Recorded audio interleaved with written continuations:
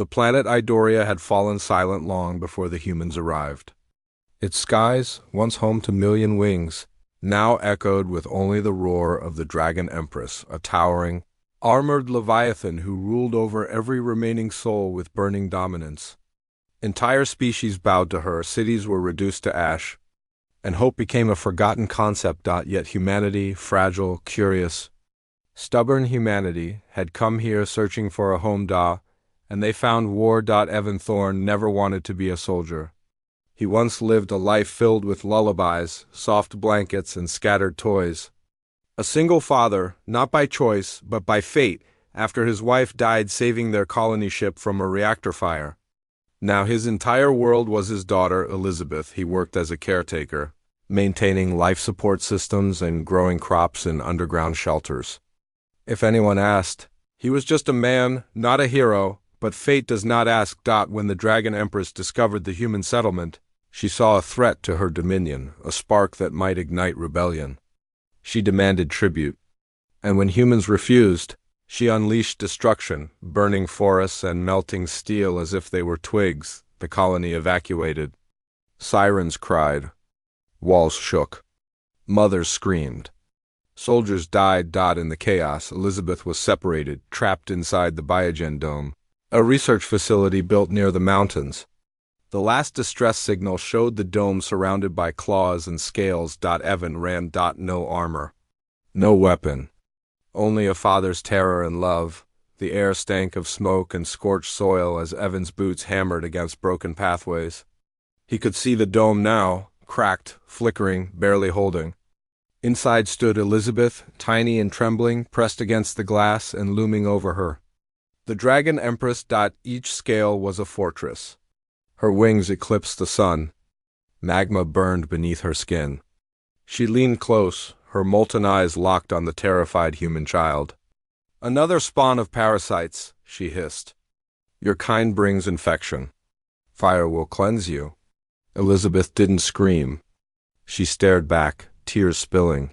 But fear swallowed by stubborn courage she inherited from her father. Evan slid to a stop, chest heaving, throat burning. He was no soldier. Just a father. He picked up a metal rod, debris from the dome, shaking, sweat stinging his eyes. "Hey!" he roared. "Leave her alone." The Empress turned her monstrous gaze toward him. A tiny man. A speck. A worm daring to bark at a goddess. "Ah, the caretaker," she laughed. "So weak, so hopeless. What will you do? Strike me?" Her voice was thunder cracking mountainside stone. Elizabeth banged on the glass.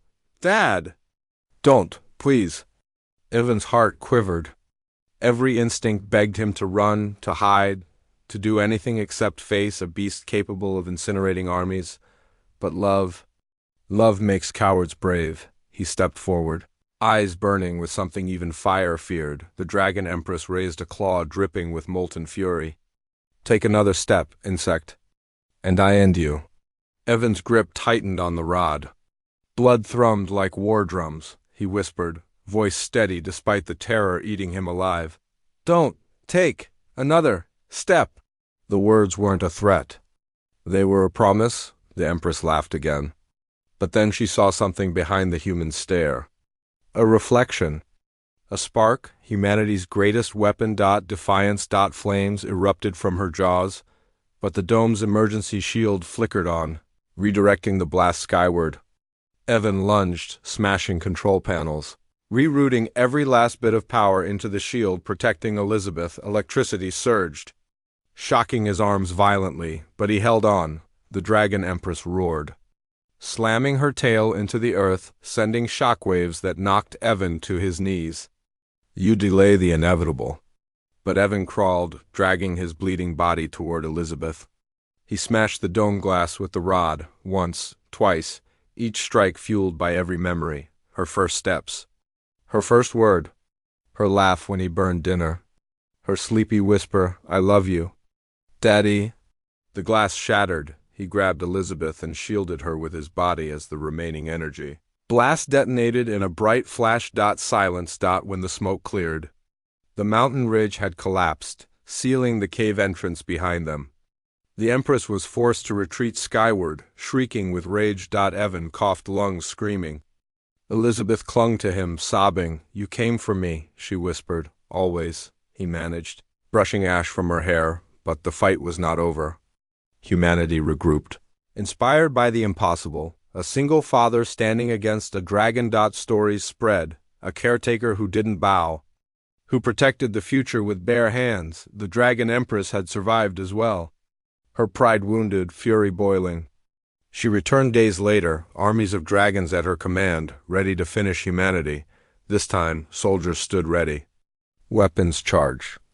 Aircraft roared overhead. Evan stood among them, armor borrowed, weapon trembling in his palm. Elizabeth watched from a safe bunker, small fingers pressed to the glass again, praying. The Empress descended like a burning storm.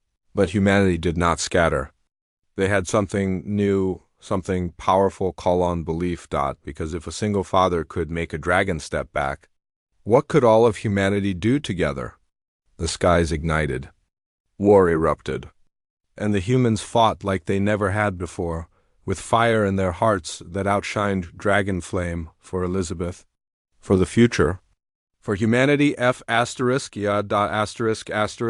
the Empress crashed under a hail of missiles and cannon fire, her body collapsing like a dying volcano, she glared at Evan, her killer, her shame.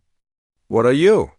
She choked. Evan stood atop a ridge, smoke swirling around him. "A father," he said. "And that's enough." Elizabeth ran to him when the battle ended, leaping into his arms. He hugged her tightly. Tears finally allowed to fall, the colony rebuilt. Humans thrived. Dragons that remained fled or bent the knee to peace. And when children asked how a caretaker defeated a goddess, they were told because he was protecting his daughter. A father's love had changed the fate of a world.